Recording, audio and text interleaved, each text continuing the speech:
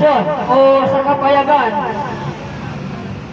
chapter 21, verse 8. Subalit, para naman sa mga duwag, mga taksil, mga manggagawa na mga kasuklam-suklam na mga bagay, mga mamatay tao, mga makikiapit, mga makukulang, mga sumasamba sa Diyos-Diyusan, at sa lahat ng mga sinungaling, at ang kahati nila niya ay ang lawak na lumiria sa apoy at asupli.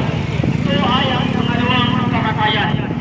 Ang sinasabi po dito ay nakita po sa kay John the Beloved nung abang siya po ay dinala doon sa Patmos at ipinakita sa kanya ng Diyos ang magiging kahinatnan ng mundong ito. Isa po sa kanyang pinagin dito sa Revelation chapter 21, the verse 8, ay may babala siya doon sa mga duwag. Okay? Sabi dito, kapalit para naman sa mga duwag. Alam niyo po, ang duwag na sinasabi na pinabanggit sa Biblia, yung duwag na tanggapin ang katotohanan. Yung duwag, ang katotohanan na nanggaling kay Jesus. Ang katotohanan na tanggapin ang katotohanan na nanggaling sa salita ng Diyos. Ang duwag na patalikod sa katotohanan. Kapagkat ang katotohanan ay nanggaling sa labas.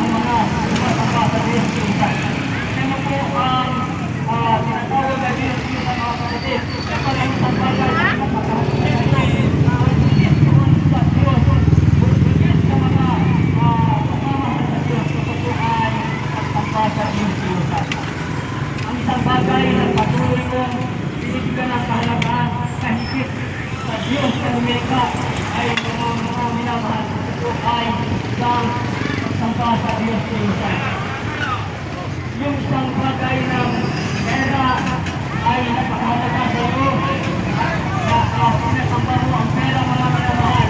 Ito ay Diyos-Diyusan. Kapagkat sinabi sa Biblia, ang pagmamahal sa malaki ay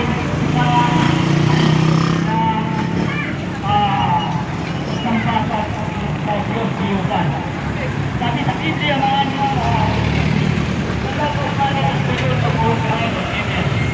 kaya marami naman oras ito mga kapatid, napakalaga na maunawaan mo na ang Diyos-Diyusan mga kapatid, hindi lamang pagsampa sa Diyos-Diyusan o sa ribulto.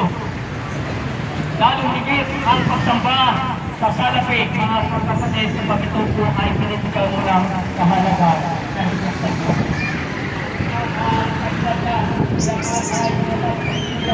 Ay may kapag-tiganan apoy ng impyerno. Dahil pa po dito mga minamahal,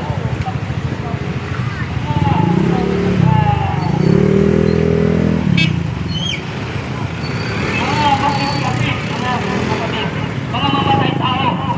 Yung mga mamatay tao, marami po gumagawa ito mga kapatid. Ito po ay kasulang-sulang sa harapan ng Diyos at ito po ay kahapyakan ng tao ito ay pupunta sa dagat ng okay. At ang sinungaling, mga sinungaling, mga kabahan, ito po ay isang bagay na kasuklan-suklan sa harapan ng Diyos. Mga makakapit, ito po ay kasuklan-suklan sa harapan ng Diyos. subalit at ang bahagi ito, ang kanilang bahagi ay sila po ay papunta sa dagat-dagat ng apoy nito. Mga minamahal, ang lahat ng adalan nito, ito po ay ako sa dagat ng apoy ng impyerno. Mga minamahal, ito po na mayroon sa dagat ng impyerno. Marami pong tao na ito po ay pumupunta araw sa mga kapatid. Kapag sinasabi nga sa ating sabihin mga minamahal, 155,000 a day ang namamatay. Kung titignan po natin ang account ng Biblia ay 10%. Isa sa sampal ay yung lamang ang lumalapit kay Jesus. So sa 155,000 ang namatay araw-araw mga minamahal, ilan po ang sa impyerno o sa dagat-dagat ng apoy. Kawawa po ang magiging ng tao na sila po ay masagdat sa dagat-dagat ng apoy ng impyerno. Hindi po pero ang impyerno mga kapatid, hindi po ito katangisin. Ito po ay salita ng Diyos. Nalais ng Diyos na maunawaan ang bawat tao. Marahil po ito po ay hindi po seryoso sa inyo. Subalit mga minamahal, kami po ay patuloy na nababala sa inyo na ang impyerno po ay real. Ang hell is real. Ang impyerno ay totoo. 101% totoo. Billion percent of totoo ang impyerno. Na ito po ay kakasagsakan ng maraming tao. Mga kapatid, marami po araw-araw na magaling at hindi ko sigurado na ikaw po ay makukuhay pa bukas. Wala po promise ng Diyos na ikaw po ay makukuhay pa bukas. Tingnan po sa loob ng Biblia. Tingnan po ng Diyos. Wala po pangako ang Diyos na ikaw ay buhay pa bukas. Wala po pangako. Sumalit sa pangako ang Diyos na may buhay na walang hanggan. Kaya sa Kristo lamang. Kaya ganoon na lamang ang pag-ibig ng Diyos ay ibinigay niya ang kanyang puso na lang. Hindi na makamaka kung magkaroon ng buhay na walang hanggan. Kapatid, may kapahamakan. Ang kapahamakan po ay impyerno. Sana po makapagsalita. Walang hanggang walang hanggang hirap. Kahit konti lang. Kung may ka lang Diyos na buhay na walang hanggan. May kamatayan na walang hanggan. Na ikaw po ay parusahan sa dagat-dagat ng apoy ng impyerno. Minamahal. Huwag mong baliwalain ang salita ng Diyos ang pagkalang salita ng Diyos. Ito po ay katotohanan. Ito po ay katotohanan. Wala akong ibang katotohanan kundi ang salita lamang ng Diyos. Ito po sa Diyos ng Biblia. Mga minamahal, katulad ng pinapanood ko, 155,000 ay nagpapagiging natin namatay araw-araw. Kapatid, maaari sa isang kapalawa ay kasama ka doon sa statistic na yan na ikaw po ay mapasama doon sa kamatayan niyo. Subalit, mga minamahal,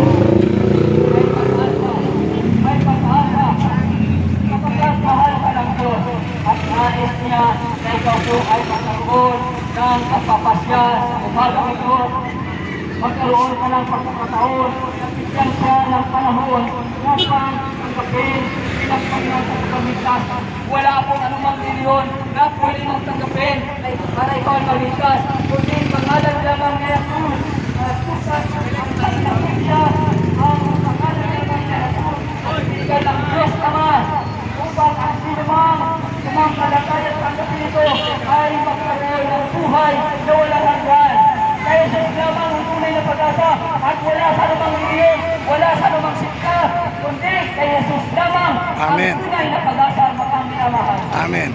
Kaya mga kapatid, sa oras nito, marami naman po ito seryoso sa inyo. Subalit ito isang babala sa ating lahat. Sa lahat ng napakakinig, hindi po absolutely na nakikita mo ang salita ng Diyos. Sino man ang nangaral dito mga kapatid, hindi po ito aksidente. Ito po ay layunin ng Diyos na maunawaan at mapakita mo ang salita ng Diyos sapagkat ang panampalataya ay pakasay sa pamagitan ng pakikinig at sa pakikinig naman ng salita ng Diyos. God news po ang ating lagi narinig araw-araw po sa Facebook, sa radio, sa television, good news, bad news ang ating lagi na pakinggan. Subalit mga kapatid, mayroon pong good news. Mahal ka ni Jesus. Mahal ka ng Diyos. At nais niya na